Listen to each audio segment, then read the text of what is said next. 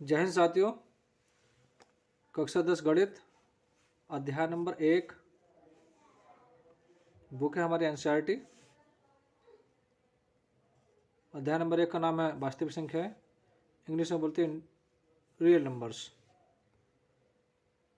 पहली वीडियो में हम वास्तविक संख्याओं का स्ट्रक्चर पढ़ चुके हैं। अब हम इसमें पूर्णांक के बारे में जानकारी। जय हिंद साथियों। कक्षा 10 गणित अध्याय नंबर 1 बुक है हमारी एनसीईआरटी। अध्याय नंबर 1 का नाम है वास्तविक संख्याएं, इंग्लिश में बोलते हैं रियल नंबर्स। पहली वीडियो में हम वास्तविक संख्याओं का स्ट्रक्चर पढ़ चुके हैं। अब हम इसमें पूर्णांक के बारे में जानकारी प्राप्त करेंगे और परिभाषा देखेंगे। परिभाषा इस प्रकार है: सभी धनात्मक तथा सभी ऋणात्मक संख्याएं शून्य सहित पूर्णांक संख्याएं कहलाती हैं। पूर्णांक संख्याओं को हम जेड से प्रदर्शित करते हैं। तो परिभाषा से हमें पता चलता है कि पूर्णांकों को हम 3 प्रकार से लिख सकते हैं: धनात्मक पूर्णांक और ऋणात्मक पूर्णांक और शून्य पूर्णांक। अब इसका एग्जाम्पल इस प्रकार है, जैसे 0 +-1 +-2 +-3 +-4 +-5 ... इन्फिनिटी +-। इसके बीच में जो बची हुई संख्या है डॉट के बीच में सभी आ जाती हैं। इस डॉट का ये मतलब होता है। अब नेक्स्ट है हमारे पास ऋणात्मक पूर्णांक। ऋणात्मक पूर्णांक को हम इंग्लिश में बोलते हैं नेगेटिव इंटीजर्स। ऋणात्मक संख्याओं को ऋणात्मक पूर्णांक कहते हैं। ये ऋणात्मक पूर्णांक की परिभाषा है। जितनी भी ऋणात्मक संख्याएं होती हैं उन्हें ऋणात्मक पूर्णांक कहते हैं, जिसे हम i- से प्रदर्शित करते हैं। i का मतलब इंटीजर, माइनस का मतलब हो गया ऋणात्मक। जैसे -1 -2 -3 -4 -5 ... इन्फिनिटी। नेक्स्ट धनात्मक पूर्णांक, पॉजिटिव इंटीजर्स बोलते हैं इंग्लिश में। धनात्मक संख्याओं को धनात्मक पूर्णांक कहते हैं, जिन्हें हम i+ से प्रदर्शित करते हैं। जैसे 1 2 3 4 5 6 ... इन्फिनिटी। ये प्लस का इन्फिनिटी, हिंदी में बोलते हैं इसको अनंत। नेक्स्ट है हमारे पास शून्य।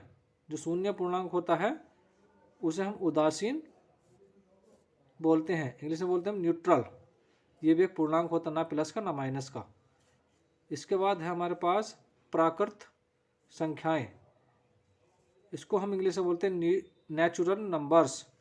गिनती की सभी संख्याओं को प्राकृत संख्याएं कहते हैं।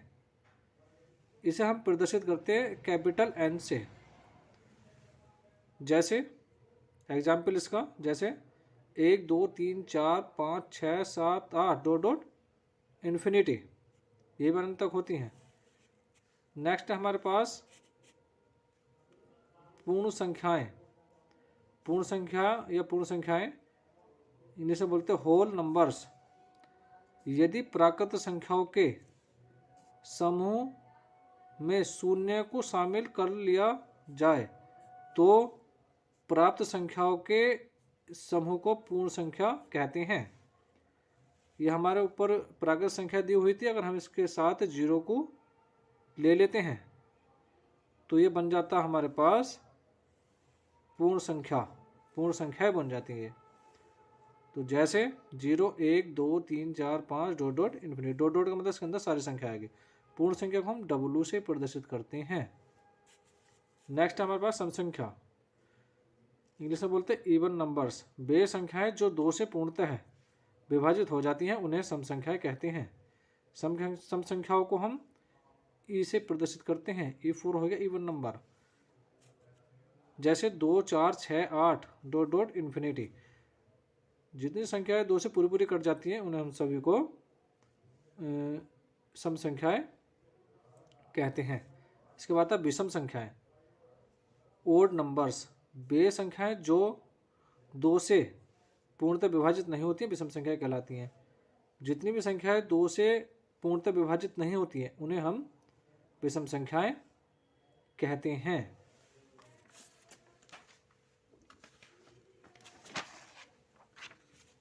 नेक्स्ट है हमारे पास ऋण या अभाज्य संख्याएं, इंग्लिश में बोलते हैं प्राइम नंबर्स। इसकी परिभाषा इस प्रकार है, वैसी संख्याएं जिनके दो गुणनखंड हों अभाज्य संख्याएं कहलाती हैं। अभाज्य संख्या को हम पी से प्रदर्शित कर सकते हैं यहाँ पर, तो जैसे 2, 3, 5, 7, 11, 13, 17, 19, 23 आदि। अब जैसे हमने यहाँ दिया है 2 के दो गुणनखंड है 1 और 2, 2 के ओनली यहाँ 2 ही गुणनखंड होंगे 1 और 2। तो जितनी भी हमारी अभाज्य संख्या है सभी के ओनली 2 ही गुणनखंड होते हैं। नेक्स्ट है यौगिक या भाज्य संख्याएं, इंग्लिश में बोलते हैं कंपोजिट नंबर। वैसी संख्याएं जिनके 2 से अधिक गुणनखंड हों भाज्य संख्याएं कहलाती हैं। जैसे 4, 6, 8, 10, 12, 14, 15 आदि। हम यहाँ पर लेके देखते हैं 4 को। 4 के हमारे 3 गुणनखंड हैं, 1, 2, 4। इसका मतलब है कि 4 जो है 2 से भी कट जाएगा, 1 से कट जाएगा, 2 से और 4 से पूरा पूरा। तो 2 से अधिक गुणनखंड है हमारे इसके, तो हम इसके बोल सकते हैं भाज्य संख्याएं। अब इससे अगला है सह अभाज्य संख्याएं, जिसे बोलते हैं को प्राइम नंबर। जब 2 या 2 से अधिक संख्याओं का महत्तम समावर्तक केवल 1 हो तो वो संख्या सहअभाज्य संख्याएं कहलाती हैं। जैसे 2,3, 2,3,5 इन दोनों का एचसीएफ क्या है? 1 है। तो जिन भी संख्याओं का एचसीएफ 1 आए, एचसीएफ मतलब होता है हाईएस्ट कॉमन फैक्टर, मतलब महत्तम समावर्तक 1 हो तो उसे हम बोलेंगे सहअभाज्य संख्याएं। सहअभाज्य संख्याएं जब चैप्टर फर्स्ट हम पढ़ा रहे हैं उसमें एक्सरसाइज में ये काम करेगा। नोट पॉइंट, धनात्मक पूर्णांक प्राकृत संख्याएं पूर्ण संख्याएं आपस में बराबर होती है। जो पूर्ण संख्या में 0 है, 0 को छोड़ के, अगर 0 को हटा दें तो ये धनात्मक पूर्णांक प्राकृत संख्याएं पूर्ण संख्याओं में सम्मिलित हो जाएंगे। या पूर्ण संख्याएं जितनी भी हैं सभी प्राकृत संख्याएं या धनात्मक पूर्णांक कहलाती हैं। इससे अगला है शांत दशमलव, इंग्लिश में बोलते हैं टर्मिनेटिंग।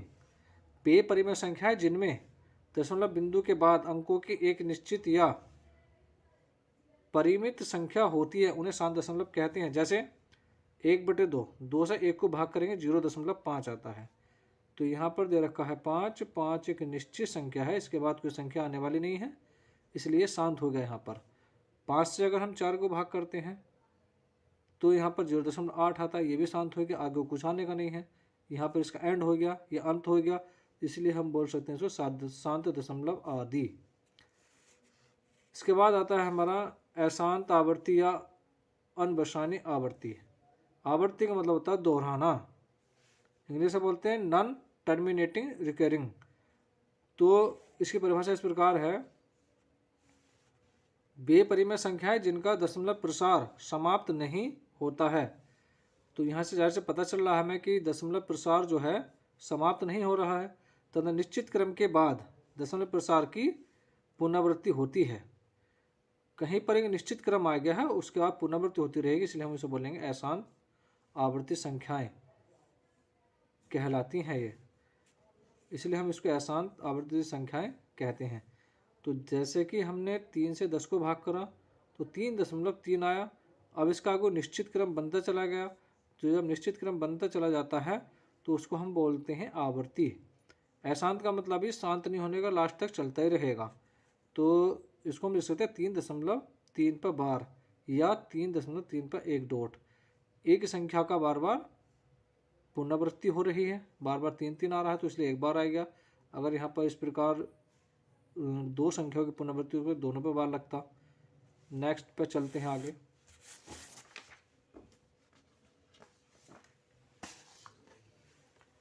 अपरिमेय संख्याओं के बारे में पढ़ते हैं। इंग्लिश में बोलते हैं इरेशनल नंबर्स।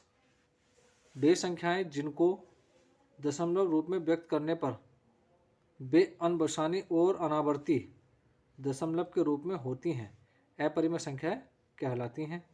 उदाहरण: √2, √3, और √5, √7 इस प्रकार बहुत सारी हो सकती हैं।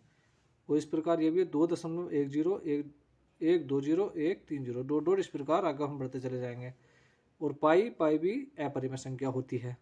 जैसा नीचे दे रखा 1.76 7 2 बार 6 7 3 बार 6 डॉट डॉट 7 4 बार 6 इस प्रकार आगे वो बढ़ते चले जाएंगे।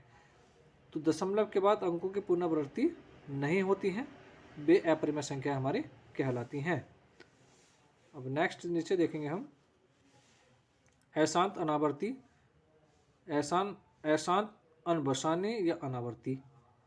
तो अशांत का मतलब है कि शांत नहीं होना, अनबसानी का मतलब भी अशांति होता है, अनावर्ती का मतलब हो गया कि आवर्ती बार बार दोहराते, जो लास्ट में दशमलव बचेगा, दशमलव के बाद संख्याओं की आवर्ती नहीं होने की, बार बार संख्या दोहराने की नहीं है, अलग अलग आती चली जाएंगी। जैसे उदाहरण में दे रखा 2.10 1 2 0 1 3 0।